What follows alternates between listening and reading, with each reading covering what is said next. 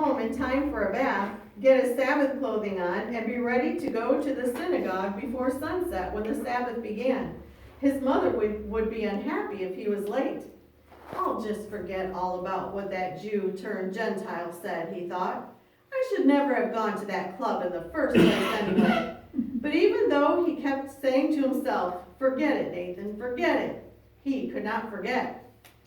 Before entering the door of his home, Nathan put his fingers to his lips and touched the mezuzah fastened outside. He knew that inside the little box, called the mezuzah, were sacred portions of the Torah.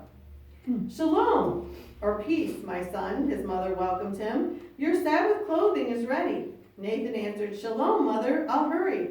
Nathan always looked forward to Sabbath. It was a happy time.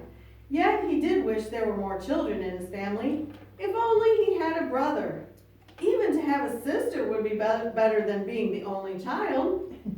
As he was getting dressed, Nathan heard his father's voice, Shalom, shalom. Shalom, shalom, my husband, his wife mother replied. Give thanks to God that you are home for the Sabbath.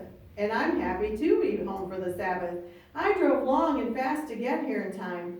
Your clothing is ready. This was all Nathan heard his mother say, but he knew her smile would show her happiness. On Sabbath Eve, the mother was considered queen of the household. Oh. Nathan and his father talked as they walked together to the synagogue. Are grandfather and grandmother having Sabbath now where they are? Nathan asked. Well, let's see. In Jerusalem, time is 6 hours ahead of Chicago. It's 7 o'clock in the evening here, so what time is it there? Oh, that's not hard, Father. It's 1 o'clock in the morning there. So what do you think your grandparents are doing? Nathan gave a laugh. Sleeping, I hope.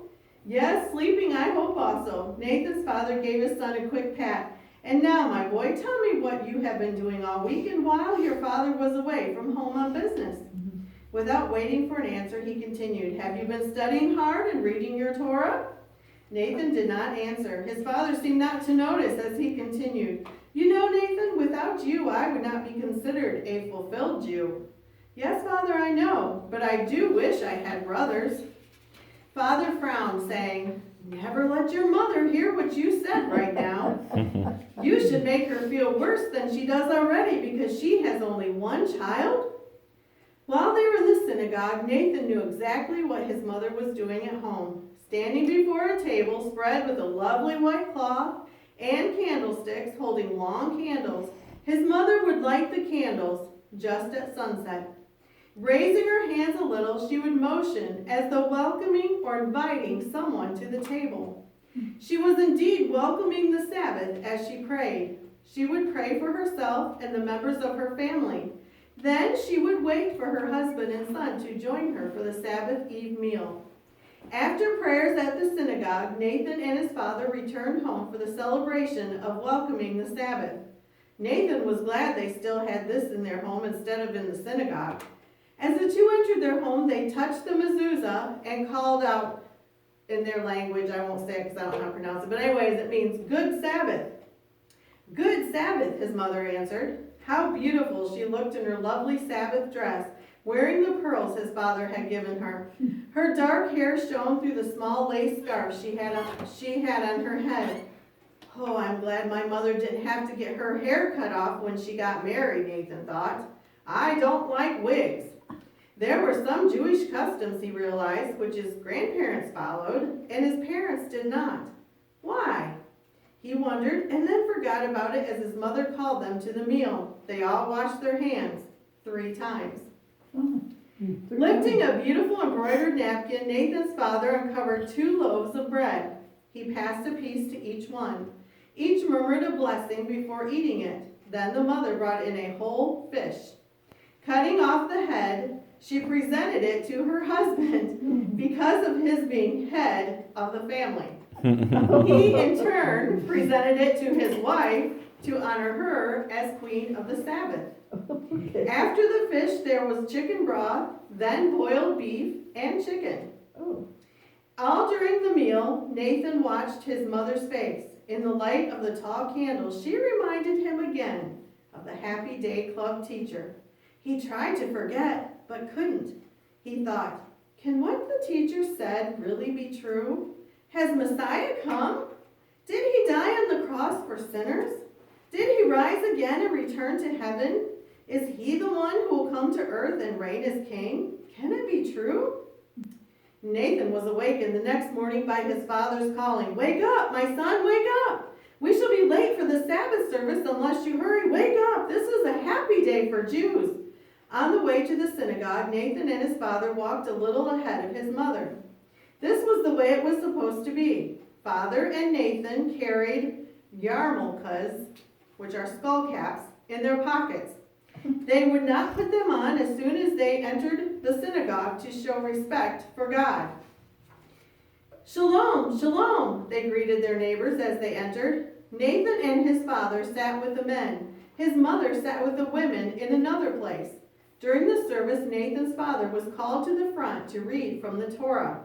Nathan sat straight and proud, for this was an honor every Jew appreciated. After the service, Nathan's father saw a stranger. Learning the man was far from home, he immediately invited the visitor to eat the Sabbath meal with their family. There was always enough provided for any stranger who might not be able to get to his home for the Sabbath. After the meal, the men sat and talked. Nathan was permitted to listen. Would he not soon be a man?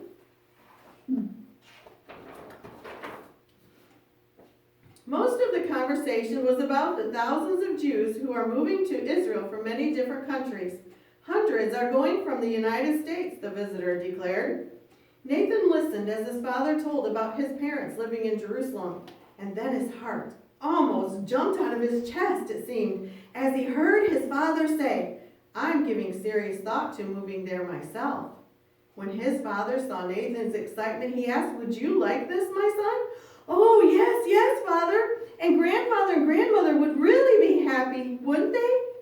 And then Nathan, almost, but not quite, let out the secret grandfather had told him at the airport. Just in time, he remembered grandfather saying, I know you can keep secrets from leaving your mouth. Grandfather had been speaking of Nathan's visiting Israel for his bar mitzvah when he became 13. His father was talking about going there to live. Nathan glanced around to see if his mother had heard. She simply smiled. And again Nathan was reminded of the teacher of the Happy Day Club. He sat quietly thinking, not as his parents supposed, about going to Jerusalem, but what the teacher had said. I wasn't fair, he thought. She wanted to explain to me how she could be both a Jew and a Christian. I was rude. I'll go to her house someday and talk with her, but I don't have to believe what she says. Oh, dear.